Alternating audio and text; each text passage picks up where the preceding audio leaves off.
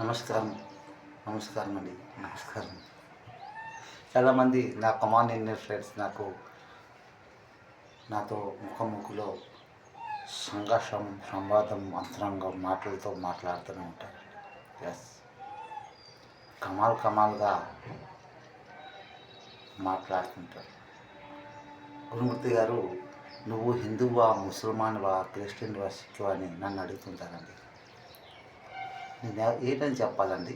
నేను హిందువు లోపలికి వెళ్ళాను, ముస్లిం లోపలికి వెళ్ళాను, క్రిస్టియన్ లోపలికి వెళ్ళాను, పంజాబ్ సిక్ లోపలికి వెళ్ళి ఆ భక్తులతో మనిషితో నేను మాట్లాడుతూ యూట్యూబ్ ఛానల్ మీ ఎదురుగా పెట్టానండి.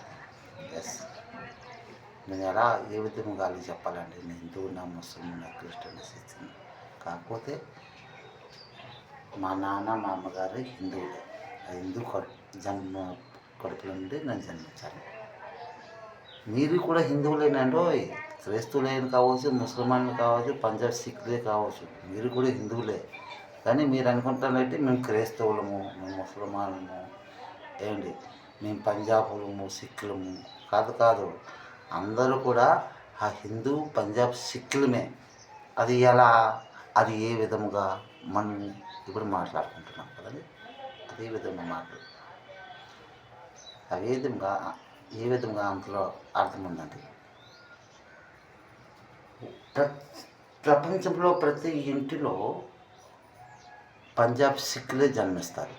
అంటే మన వయసు వచ్చినప్పటికి మనకి గడ్డం వస్తుంది. అది ఎవరు? లాయన్. ఎస్, లాయన్లు. ఓకే, ఎనీ టైం గడ్డమే ఉంటుంది.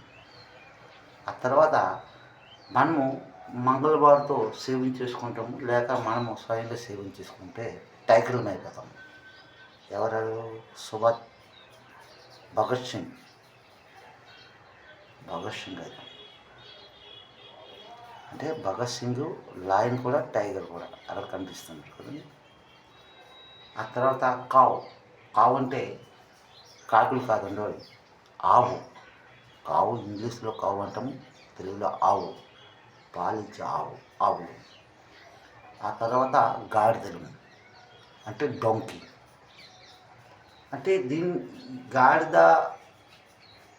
ఆవు, పులి, సింహం, ఈ నాలుగేనండి హిందూ, ముస్లిం, సిక్కులు. ఈ నలుగురిలోనే తిరుగుతూనే ఉంటాయి.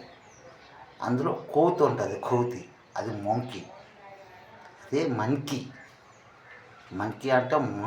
అంటే హిందీలో మంకీ అంటే మన్కి కోతి అండి. అది కమాల్ మనకి అర్థం